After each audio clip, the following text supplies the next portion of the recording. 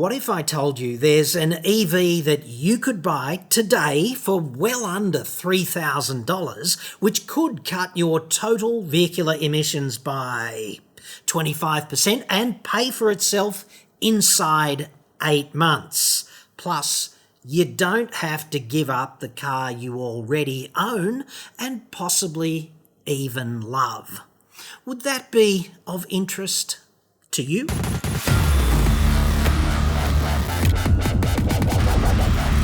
Context is going to be everything in this report, so here goes.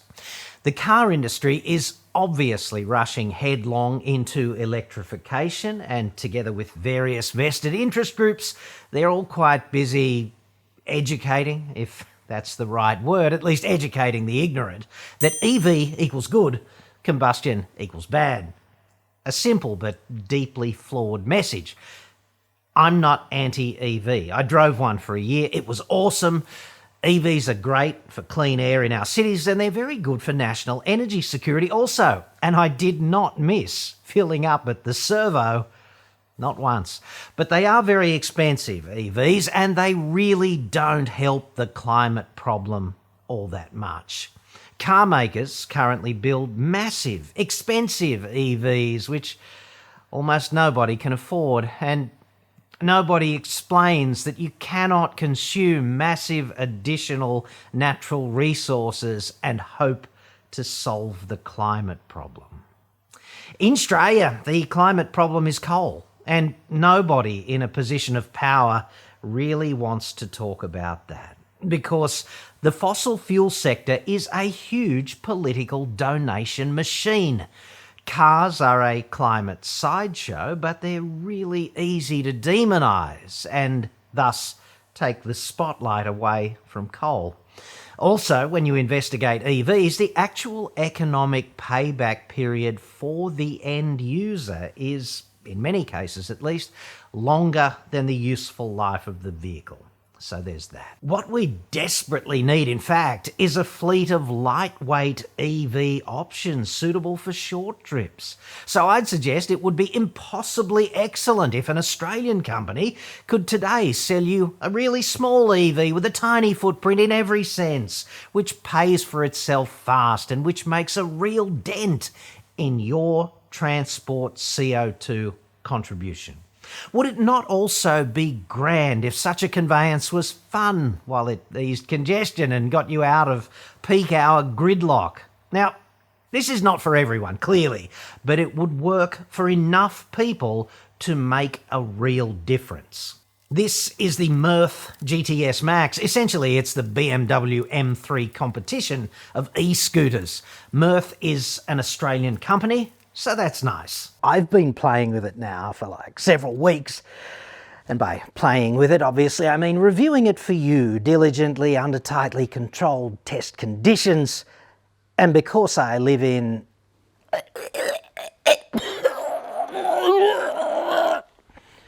New South Wales, there's a limit to what I can tell you about exactly where those tight test conditions have been imposed and exactly how much fun it has been doing that. Suffice to say, look at it, dude. This thing is the e-scooter you ride towards a frigging zombie apocalypse with your Olight Warrior X3 zombie slaying lightsaber. Hashtag not sponsored, but link in the description. Now, total power of the system here, 1200 watts. There's a motor at each end, and 1200 watts.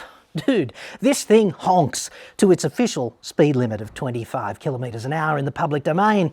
1200 watts is actually 1.6 far laps when I think about it, so there's a lot of grunt there, and the total payload capacity of the system is 150 kilos. So we are go for fat bastard operation.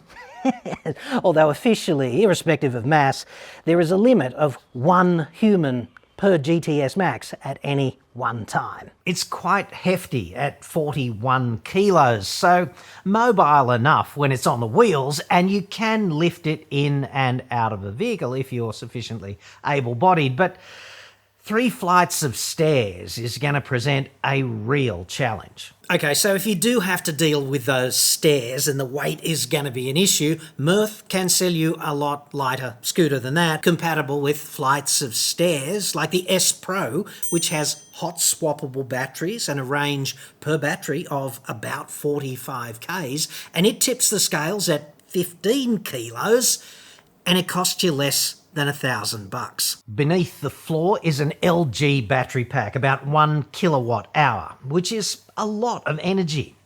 The new Mitsubishi Outlander plug-in hybrid, however, has 20 times as much battery capacity, and the Hyundai Ioniq 5's battery is almost 80 times bigger. Demand on the Earth's resources is obviously closely related to the mass of the product. Just deep diving into the specs here, the battery on the GTS Max is protected against overheating, short circuits, overcharging, and overcurrent.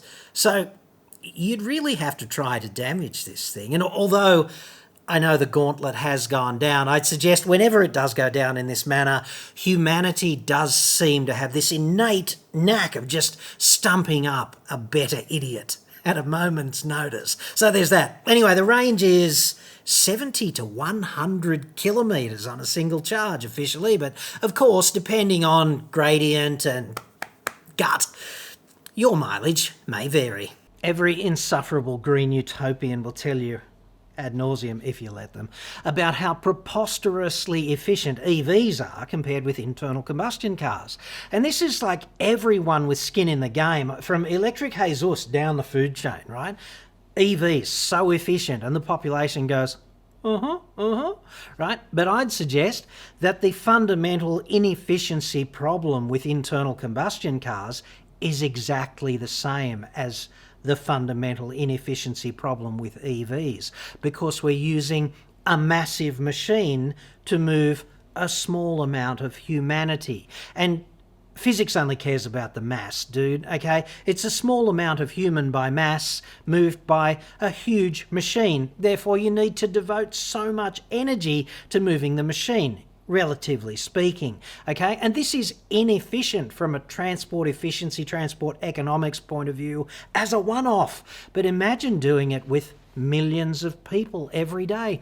Cars are just such a preposterously shit way to get hundreds of thousands of people to the same place at the same time and then all back home again 9 hours later. And you know that this is inefficient if you are stuck in that peak hour traffic, right? That's not even driving, dude. It's wasting your life in traffic.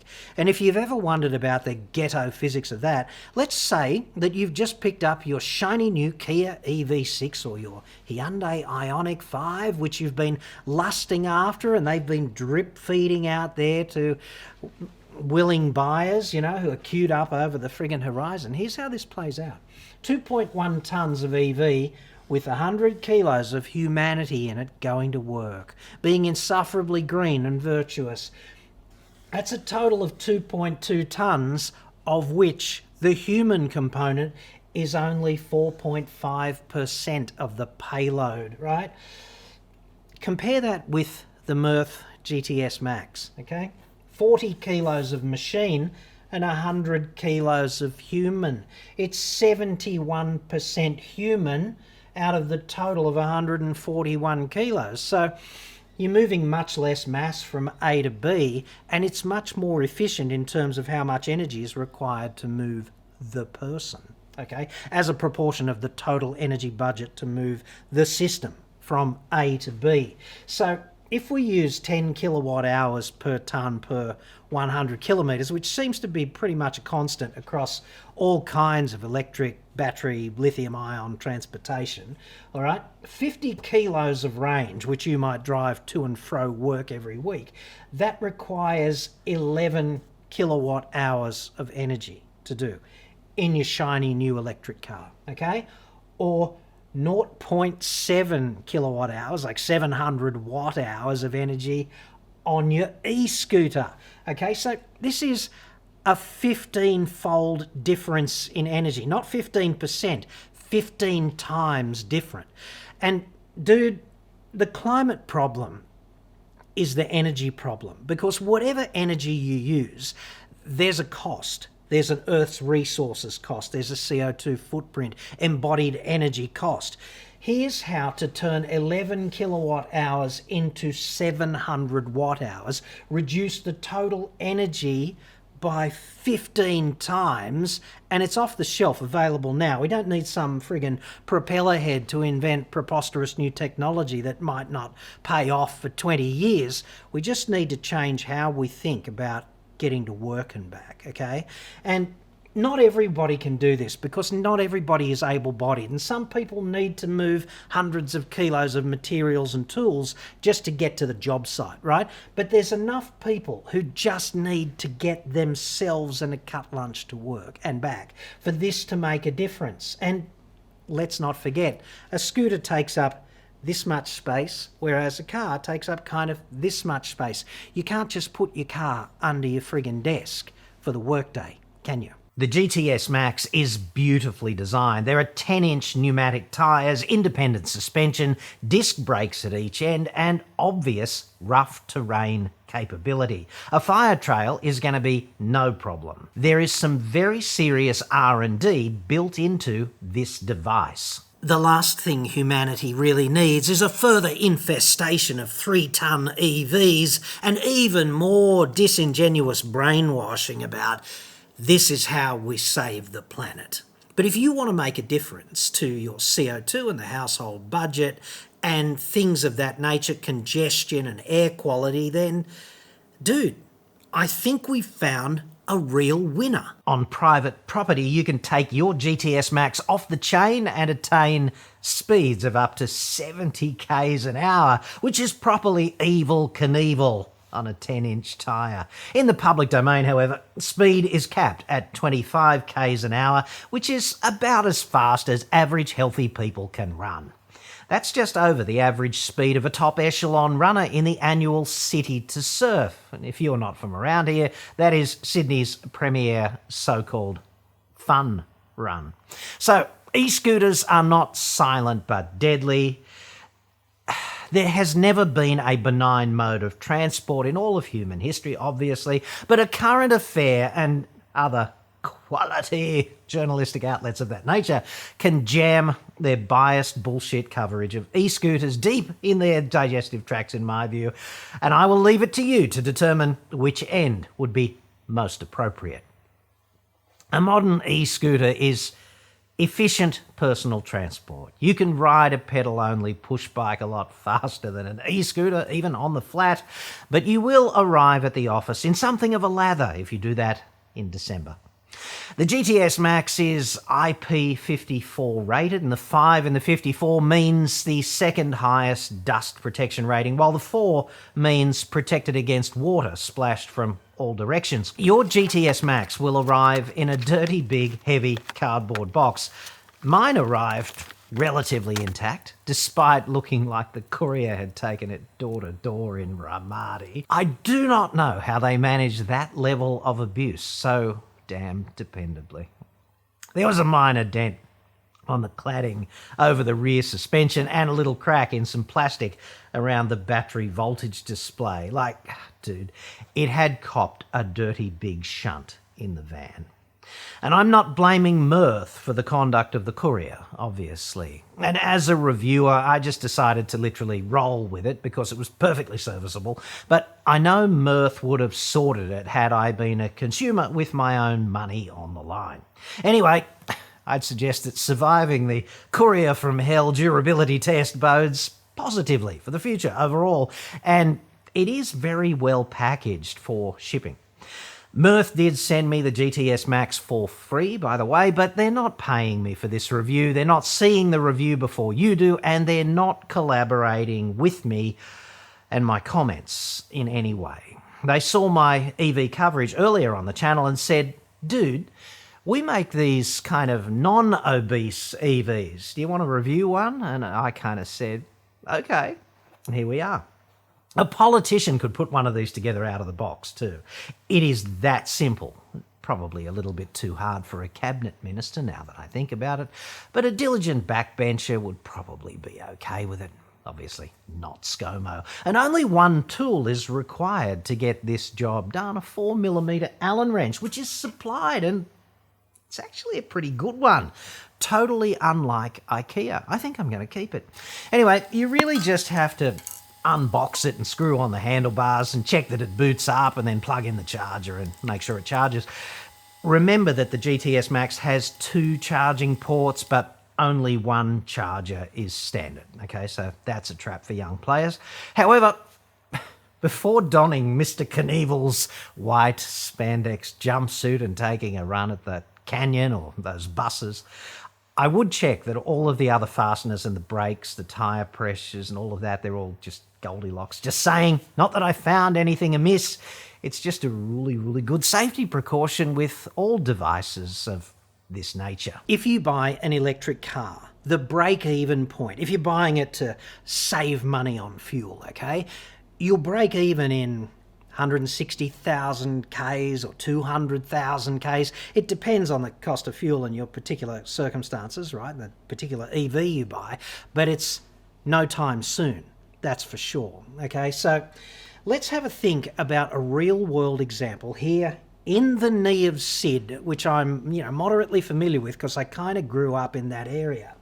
Let's say, for example, that you are some vitally important front-facing customer service operative at the Department of Fucking People Over in Parramatta, okay? And you live at Dioxin Beach, which used to be called Silverwater until they passed the Truth in Geographic Names Act a couple of years ago, okay? Because I've seen those 2-headed fish coming out of Homebush Bay, site of the Union Carbide DNA experimentation facility there. It's a thing, dude. Anyway, let's say you got to go from Dioxin Beach to Parramatta, which is 7.5 kilometres of commute there, 7.5 K back, okay? And there's a couple of different ways of doing that. You could drive, you could buy a GTS Max and use the multi-million-dollar, grossly underutilised cycleway along the bank of the Dioxin River, okay? They're your options. It's actually quite nice on that cycleway. You see everything. You feel like you're part of society. You see all the discarded stubbies and the cigarette butts and the used condom wrappers, the discarded bong and even the occasional crack pipe, You just feel like you're part of something, don't you? And you see the 2-headed fish, and you wonder about nature, isn't it marvellous kind of thing. So there's a lot to see along the way. I don't think it would ever get old. For example, you could use the cycleway or you could commute. And of course, if you commute, even in an EV, but if you commute in a combustion car, you're going to have to park it. It's going to cost you $12 a day. I had a look at secure parking, the early bird deal, $12 a day. That's $60 a week just to park the friggin' thing. And you don't get anything for it, except your car is kind of there at the end of the day, so you can suffer in gridlock all the way home, And 15 kilometres per day is 75 Ks a week. And this is the least efficient driving that an internal combustion car can do. It'll probably be 20 litres per 100 Ks if you're driving a Bogan Special, 15 litres a week, that's $30 for the fuel, just so you can front up to work and get reamed out by the boss. And $60 a week to park, that's $90 a week. Or you can buy your GTS Max for $2,600 and you'll save $90 a week. The payback period there to break even, 29 weeks, dude. And after that, it's all saving, right? You will save $90 a week. Imagine knocking on the boss's office.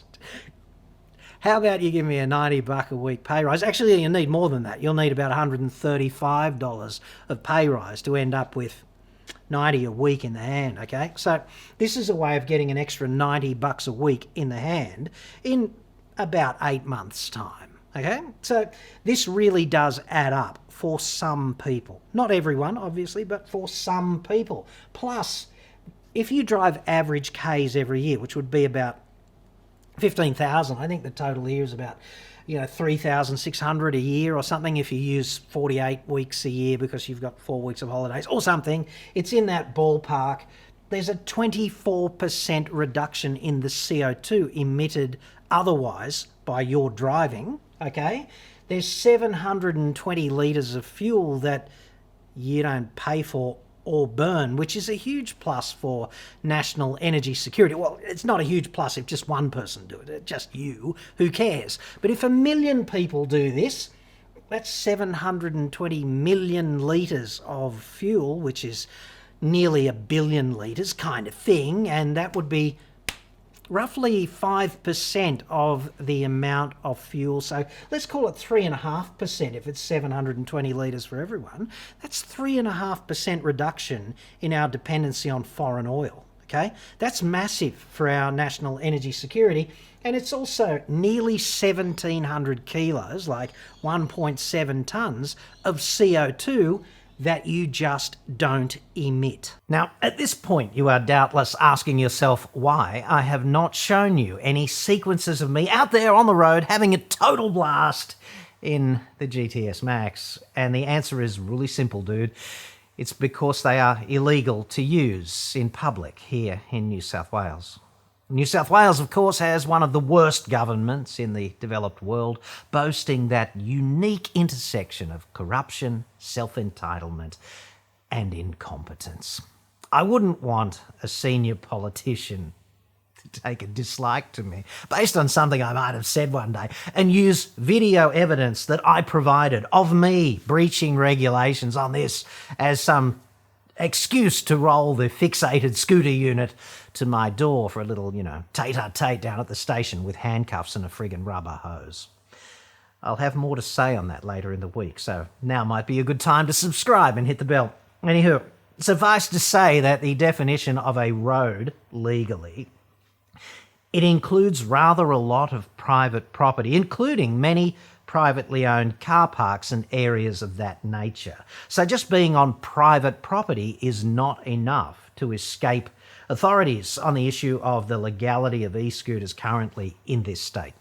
I was going to run the gauntlet too. I was really just on the start line to do that, but then someone I know tallied up the offences they could charge me with if the authorities really wanted to be bastards about it. And I just didn't want to donate several $1,000s, which is what it would be, to consolidated revenue, even though ultimately it might have made the story better.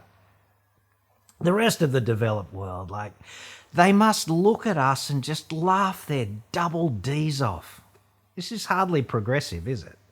E-scooters have been around for several years now, and they are clearly part of the future transport mix. And the other states and territories are even talking in that context. The RACQ and whatever, they're all talking about how we deal with e-scooters and how we do it safely. And, everyone else is collaborating, and New South Wales is still just lurching from scandal to scandal, New South Wales remains too busy with all of that to deal with trivialities like cleaning the air in our cities and easing congestion, etc.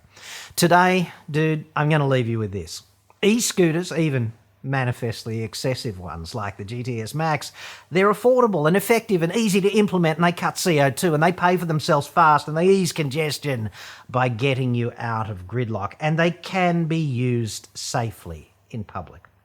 National regulations would be a good idea, but we've got regulations already in place elsewhere, so there's really not a lot of work to do in New South Wales. In my view, they just need to look down there at the ACT, which has it dead right. At 25 kilometre an hour, that makes absolute sense as a limit. And dude, wear a helmet, because brain in a box.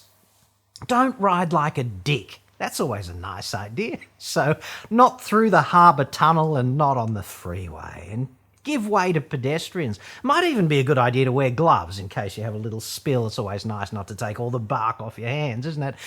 You could get out of the way of cars while you're giving way to pedestrians as well. How hard is this really? We're all in it together. You just have to be part of it, and you have to work in with everyone else. It's called society. Now, finally, if you are the kind of utter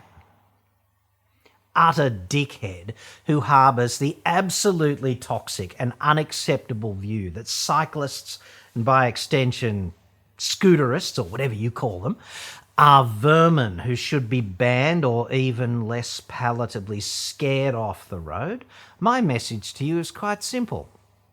Grow the fuck up, dude.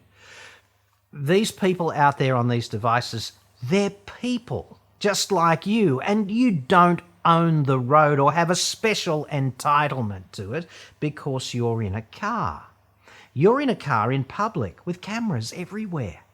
You don't get arbitrarily to play death race. Every bicycle, every scooter, every electric skateboard, whatever device, that is actually a car out there which is not part of the congestion gumming up the works ahead of you. These people are solving the problem which you are stuck in. And without them, I'd suggest things would be much worse. So how about you give them a fair go, dude?